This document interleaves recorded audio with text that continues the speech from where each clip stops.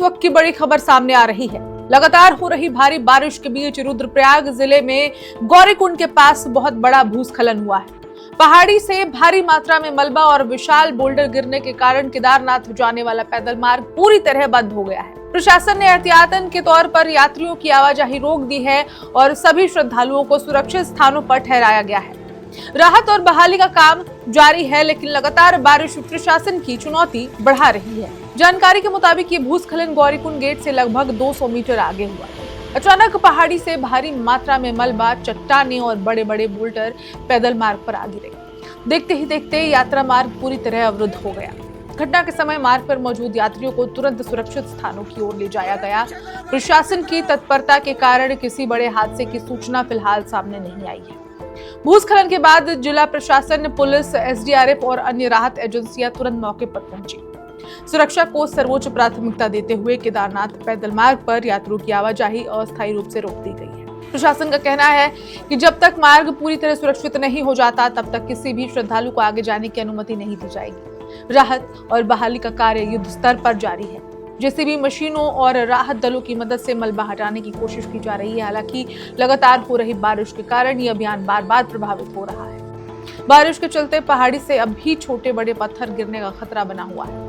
यही वजह है कि प्रशासन बेहद सतर्कता के साथ कार्य कर रहा है, ताकि राहत कर्मियों और यात्रियों की सुरक्षा से कोई समझौता ना हो। मौसम विभाग ने भी उत्तराखंड के कई पर्वतीय जिलों में अगले कुछ दिनों तक भारी बारिश की संभावना जताई है। इसके साथ ही भूस्खलन, अचानक बाढ़ और चट्टानों के गिरने का खतरा भी बना हुआ है। ऐसे में प्रशासन ने केवल केदारनाथ यात्रा पर निकले श्रद्धालुओं से अपील की है कि वे धैर्य बनाए रखें, अफवाहों पर ध्यान न दें और केवल प्रशासन तथा मौसम विभाग द्वारा जारी आधिकारिक निर्देशों का ही पालन करें। चार धाम यात्रा के दौरान हर वर्ष लाखों श्रद्धालु बाबा केदार के दर्शन के लिए पहुंचते हैं, लेकिन मानसून के मौसम में पहाड़ी क्षेत्रों में भूस्खलन की घटनाएं अक्सर चुनौती बन जाती हैं।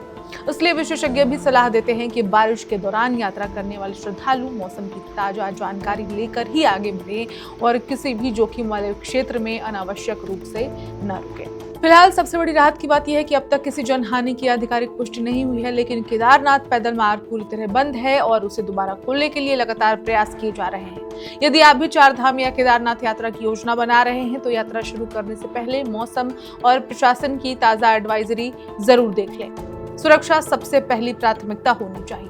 फिलहाल इस बड़ी खबर पर हमारी नजर लगातार बनी हुई है। जैसे ही कोई नया अपडेट आएगा, हम आपको सबसे पहले इसकी जानकारी देंगे। तब तक देश दुनिया की बाकी खबरों के लिए देखते रहिए one India Hindi. Subscribe to One India and never miss an update. Download the One India app now.